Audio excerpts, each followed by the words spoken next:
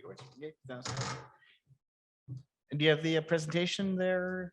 Coming? Great. So thanks very much, everybody, for choosing to come to this session this afternoon. My name is Jeff Paul. I'm a manager with the Indigenous Government Finance Statistics Project at Stat Canada. Just before we get underway, I just want to go over a couple of things. Premièrement, je vais donner ma présentation en anglais cet après-midi, mais s'il y a quelqu'un dans la salle ou en ligne qui a des questions en français, je peux répondre en français aussi. Et les diapositives sont en anglais aussi. Et s'il y a quelqu'un qui veut une version de la présentation en français, courez-les-moi après la fin de la journée et je peux donner à vous une copie en français. So this presentation is going to be a little bit different than a lot of the ones that we've seen over the course of the day, because I really need you to be involved to help me out, because I have a real Indigenous data problem that I'm working on right now. It's also a real open data problem that I'm working on. So if you are a member of a First Nation or an Indigenous community, I'd like you to see this presentation as kind of like a calling card, because we are trying to hear from First Nations communities that have an interest in data and economic data in particular, to get their opinions and their feedback on this project that we're working on. This doesn't take the place of those conversations by any stretch of the imagination. This is an introduction to what we would have, the kind of conversation that we would like to have with folks. So that's number one. And number two, if you're here more on the open data side of things, I have a very real open data problem that I'll introduce to you. It's on slide 10. So about halfway through the presentation, I will pinpoint that specifically, and then hopefully we can have a discussion later on, or you know, at even at dinner this evening. I've got a whole bunch of us from StatCan sitting at your right, my left. They're at the conference this week. I can see them in Ottawa anytime. I'm hoping to have dinner with some folks that might be interested in talking about some of the issues that we're dealing with. Let's see here. Well, so first of all, who are we? So I work at the Public Sector Statistics Division at Statistics Canada. And what we do is we compile data on the activities of federal, provincial, territorial, municipal, and Indigenous governments across Canada. Now, the data is used for a variety of reasons, but the most important one is to measure the economic activity of Indigenous governments as part of GDP. So it feeds right into the gross domestic product, which is the basic measure of the Canadian economy, as well as a number of different accounts, which are kind of mini versions of the Canadian economy or segments of the Canadian economy that look at how they behave. So my team focuses specifically on compiling data that measures economic activity of just the Indigenous governments, so First Nations, Inuit, and Métis. So why are we here? We want to make a contribution to economic reconciliation by providing First Nations with support to build the economic data that they need. We want to demonstrate what we can do as an agency to support the economic decision-making of First Nations. Now, Statistics Canada's current measurement of the contribution of First Nations government to the economy is incomplete, Indigenous and First Nations. So what we're trying to do with this project is narrowly look at First Nations governments for now. Eventually, we will also look at Inuit and Métis contributions, but right now we're trying to offer a more comprehensive approach to First Nations government statistics. Now, the presentation that I'm making today is the beginning of an engagement with First Nations to see if we can make that happen. Now, we've already started some collaboration already. We have signed a memorandum of agreement about a year ago with a number of partners, including the Financial Management Board, the Toulouse Center of Indigenous Economics, the First Nations Finance Authority, the First Nations Tax Commission, and the Bank of Canada. And what our partners are doing is they're providing StatCan with an Indigenous perspective on economic statistics, culture, leadership, and management.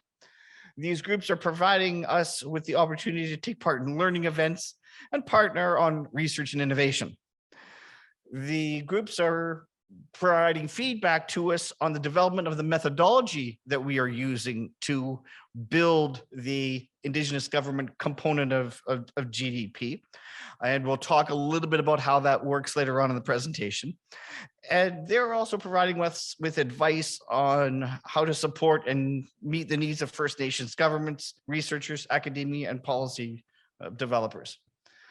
But now we've got to go a step beyond that to a more broad audience to get more feedback and engagement on what it is that we're trying to do. And today is actually the first step in that process. So this is the first time that I've given this presentation to a large group. And so we're really starting to try to engage people and get that feedback. So what would the impact on First Nations be for this project? Well, First Nations First Nations governments drive a significant proportion of the economy in their communities. Increasingly, investment and economic decisions are being made based on detailed data. I mean, we've heard a lot over the past, even in the past hour, previous speaker talking about how data is the new oil. So this is a really important part of building economies within First Nations, is to have a proper solid data resource that they can use to attract this sort of investment. Now, the current data sources that Statistics Canada uses do not provide comprehensive, detailed data to inform complex investment and economic decisions for First Nations. So what is done currently is that our division gets detailed spending data from all levels of government, federal, provincial, municipal, territorial. We get all of that information in, and it's all the spending, it shows the destination of all of that. What we're able to do is that we're able to see money going from all levels of government into First Nations across the country. We're able to use that as a building block to model the revenue that First Nations get, and then from there, model the expenses that First Nations governments make. So a lot of modeling going on. It's based on very hard data, that revenue that comes in from the various levels of government. But from Statistics Canada perspectives, that's not as complete as it could be. So we're looking at the resources. Having access to that detailed data about First Nations government economic activity would allow First Nations to do a number of different things. Allows them to benchmark their activities against provincial, territorial, regional, or national institutions. You can track your financial progress over time, can help generate fiscal priorities, conduct advanced economic analysis, highlight the contribution to the economy made by First Nations governments. What the goal here is to produce aggregated data for First Nations and for Indigenous governments. And when you have this data, you can compare what's happening on the aggregate to what's happening in your particular community or First Nation over time, or along specific spending lines or whatnot. And so that's the analysis that you can do once you have something in aggregate they could use in tandem with your with the specific First Nations data. So why does Statistics Canada care? Why is this important to us? Well, we really want to make a contribution to economic reconciliation. And the best way that our division in public service statistics can do that is to ensure that the activity of First Nations governments is fully represented in our economic data. We believe that there are better sources of data out there that can paint a more dynamic and more comprehensive picture of economic activity by First Nations governments, and that is what we want to try to get at. So The engagement today and the discussion we want to have today is to start a dialogue with First Nations on how to improve the quality and usefulness of First Nations government statistics. And like I said, this is supposed to be a calling card. I'm looking to have much more detailed discussions with anybody who's from First Nations, who are part of a First Nations government, who may work in First Nations communities. So that's what we really want to open up today. I want to introduce you to the specifics of the project Statistics Canada has undertaken to potentially change the way we measure the economic activity of First Nations governments. And it's that change that's actually my open data problem. And we also want to hear from First Nations about their economic data priorities, particularly in relation to government statistics, to see how Statistics Canada can fill the gaps.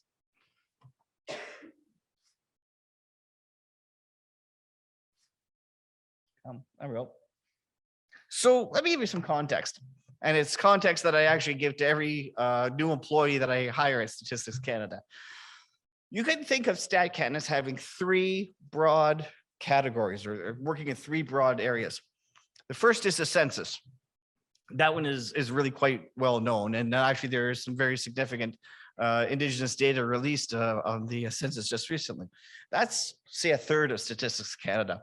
Another third is on social statistics. So you can think of health, crime, poverty, those sorts of real human measures of what's happening in Canada. That's another whole slice of Statistics Canada. And then the third slice is the economic statistics. And that's where I work now, and I've worked for the past 10 years. The ultimate goal of the economic statistics slice of Stat Canada is to produce GDP. They do it monthly, quarterly, annually. That's sort of the top line product. But to get there, there's a huge set of information about industries, about employment, about wages that all go into supporting that ultimate number. So all of the work that we do is sort of in that third slice, in the economic statistics slice.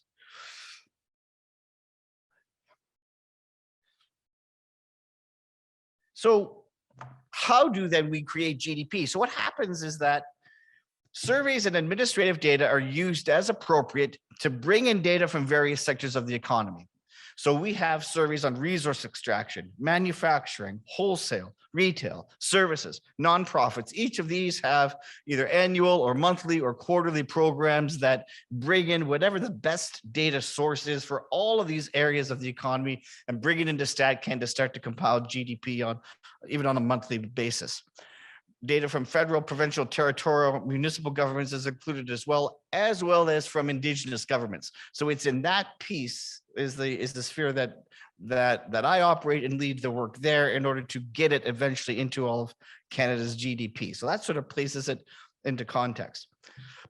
Data from various parts of the economy are also compiled into what's called various accounts that measure aspects of the economy. As I sort of mentioned this before, and very recently, there's an Indigenous Peoples Economic Account that was created that has a lot of this data. Indigenous government activities contribute to the Canadian economy. They're a significant part of it, and improving economic statistics in this area can provide greater insights for First Nations and other stakeholders. So now we're getting to my open data problem, and this is where we talk about it here. Statistics Canada's publications have been missing key information about First Nations government activities. In the research we've done, StatCan found that we could significantly increase the accuracy of the measurements by basing them on data filed by First Nations governments with Indigenous Services Canada. So many of you in the room will know that in order to access various Indigenous Services Canada programs, financial statements need to be filed with ISC in order to take part in various programs. That is an extremely rich data source that is published online by ISC. And that is the data source that we have drawn from to do a proof of concept, which is where we're at right now. So just move that over there. So lost my train of thought, of course. So what we want to, so from an open data perspective, this information is all online. This is acceptable in theory. Anybody could access it. But as we were talking in a session earlier this afternoon, there's a Professor Stefan from New York, NYU, New York University, was saying, well, the idea of consent is obsolete, which was a bit terrifying to someone from StatCan, where consent and confidentiality are been the hallmarks of what Statistics Canada has been doing for over a century. So what we want to do is ask from the open data perspective about the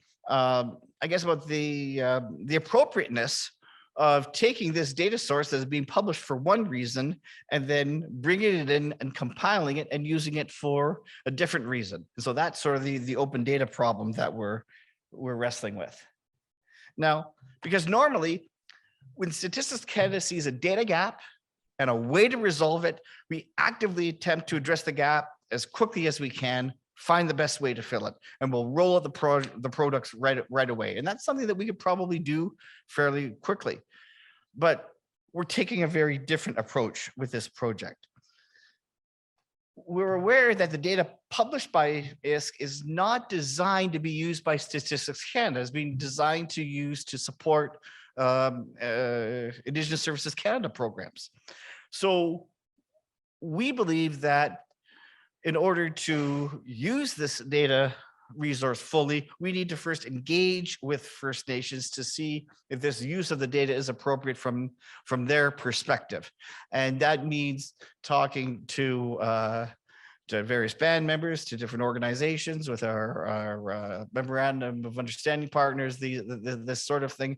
And this is the outreach that we're doing right now. And we're very conscious of the need to have that engagement. So what have we done so far? We've determined that it is possible to use financial statements filed with ISC to measure the economic activity of First Nations governments. I liken it to opening up a pottery studio, and we've just opened the door. And it's like, you know what? We've got an unlimited resource of clay here. The pottery wheels are all installed and we've tested them and they're all working. The kiln is there, it's up, it's fired, it's ready to go. We've got all different kinds of paints that you can possibly imagine. And we've done a bunch of tests, so we know that all of this sort of thing is going to work really, really well. So now we're going to bring you folks in and say, okay, well, what kind of bowl do we need to make? But maybe it's not a bowl. Maybe it's a pitcher. Maybe it's something completely different. But that's the point that we're at. We're not quite sure what the best thing to make is, and we need to get feedback before we can go an awful lot further. So we know that we're ready to go, but we want to know where to go next. So for the data lovers out there, which is everybody in this room, which I love, this is the specifics of what happens with the data that is filed with ISC. So a financial statement will be on the website that we will then download. Now, when building GDP, you need to do it in such a way that it can be consistently measured across time, across jurisdictions, internationally, and that sort of thing. So there are internationally recognized ways to categorize the data that comes in on the economy. And of course, all of you will know that accounting is just as much an art as it is a science. And so each First Nation will take a slightly different approach to the way that it develops its own financial statements. So the first thing that we have to do is that we have to take the financial statements and convert them into GDP concepts. And that's what my team, part of what my team does, is they will go one by one through each of these financial statements and organize them, code them properly so that they can go into a system that GDP can understand and aggregate. After the information on First Nations who have reported through ISC is complete, because not all First Nations do, then we have our methodologists and our economic experts account for First Nations that haven't reported, as well as Métis governments and Inuit governments, and that all is fed in together. And once that is all ready to go, you can aggregate the data and publish something from there. Those are the steps that we are taking with this data. And what can come out the other side? Well, there are wide-ranging things that we could publish and that we know we can. For example, on the revenue side, not only can we have tax revenue, but we can have it broken down: payroll taxes, property taxes, goods and services, other sorts of taxes. We could get social contributions, grants from federal, provincial, municipal, territorial governments, and any other kinds of revenue. We get broken down by all these different kinds. We could also publish data by expenses, so compensation of employees, use of goods and services, subsidies, and all these other sorts of things. And it's important to note that these would be aggregate statistics. We would never publish, for example, Batchewana First Nation and a line of data, or Garden River First Nation, a line of data. Those are shout outs to the families that I went to high school with from those reserves up in Sault Ste. Marie. So what we're hoping to do is to publish aggregate data at least at the national level, maybe at the provincial level. That's something that we want to discuss with folks. So then they could say, okay, here's what happens in total over time within our province among First Nations, and then put their own data beside it and be able to start doing some comparisons and analysis and track how things are going over time. So why should Statistics Canada be involved? Well, we want to bring our infrastructure and our expertise to building comprehensive economic data covering the Indigenous government sector. We've got a lot of talent at Statistics Canada. I don't mind bragging because I came there mid-career, and the people are absolutely fantastic. We've got experts in IT infrastructure, cloud computing that can be brought to bear on this. We have programming and database management expertise, methodologists with PhDs in mathematics who can help build all kinds of modeling, analytical support, program design, publication support, like our daily that comes out every morning.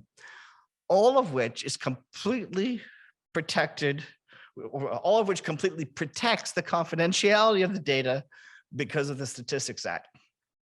And the presentation that we had, just spoke to the fact that there are collective data rights. And one of the things that we acknowledge is that the confidentiality of each individual First Nation is extremely important in this process. So that is something that will continue to be respected over the course of the project.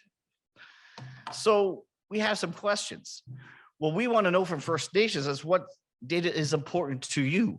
What are the data gaps that your band government is facing that would, allow you to start to do the kinds of economic modeling that you want to do? What advice do you have, the open government folks, First Nations folks, on the project for Statistics Canada?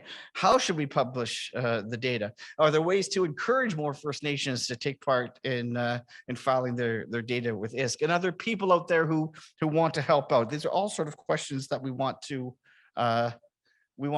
tackle. And of course, we want to hear from you. My contact information is here. I'm going to be here for the rest of the day and all day tomorrow. I'm in town on Wednesday as well. I'm happy to meet with anybody who happens to still be in town to have more a detailed discussion on this. And most importantly, I hope to hear from you folks this afternoon, if we have time left in the session, to hear your feedback and your initial thoughts on the project that we're undertaking. So thank you very much.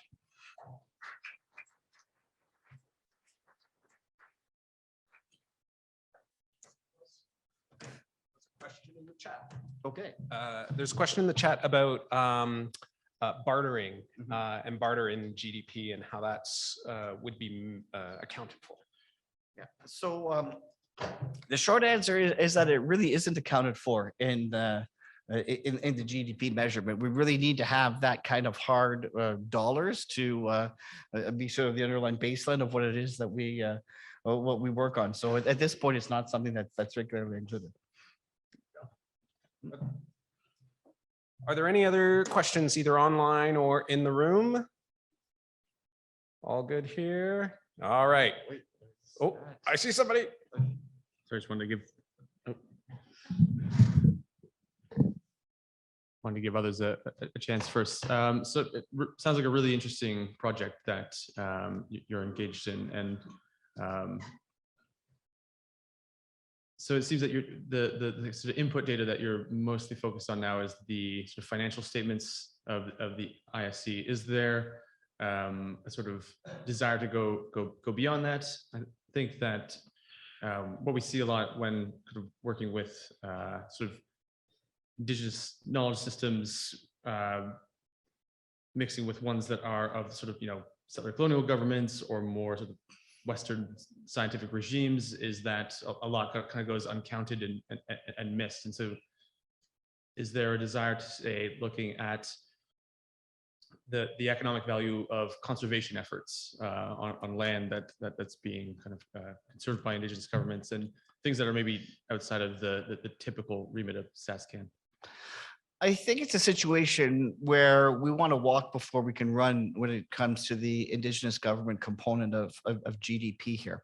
I know that Statistics Canada is undertaking looking at all sorts of environmental accounts and looking at things in different ways. And those are very much in their infancy right now, trying to, as the agency tries to wrap its head around ways that we can measure exactly that sort of thing.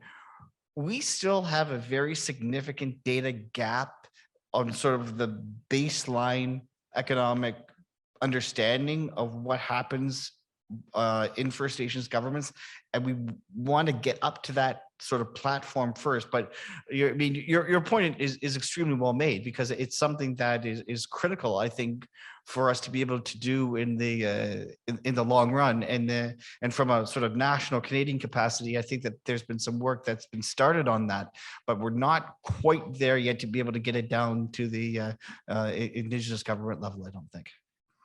Great, thanks. All right, so anyone else? I don't see one moving to the mic, so oh yeah. Actually, one more question. Could we one day get to the point where StatsCan would be capable of measuring the GDP or economic output of Indigenous-led businesses and organizations, provided that you had access to that information of who are these organizations? Yeah, so government business enterprises is actually specifically on the list of things to do with this project. That we would probably see as a tertiary inclusion in the project.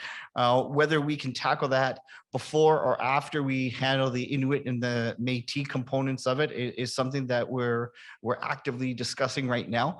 But I mean, GBEs, so government business enterprises, that is a pretty significant part of what our division does in terms of the measurement of economic output, and it's absolutely on the radar to be included in this project. Again, if we have the engagement, if things start to roll out, we've got to, again, walk before we can run. But that, I say, more so than the previous question, is very much on the radar. Thanks.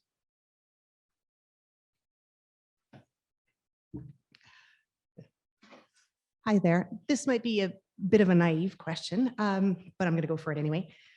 It strikes me as you've got this calling card out that there's a bit of an assumption. And my question is, what is in it for First Nations to contribute to this calculation of the GDP, especially if StatsCan needs to walk before it can run, and that calculation will, of course, have its limitations. I mean, the assumption that's running in my head is, well, by having a better understanding of these contributions, that it will demonstrate an economic value that can then be a piece of information that can be used to, for the betterment of all, to demonstrate value, in quotes.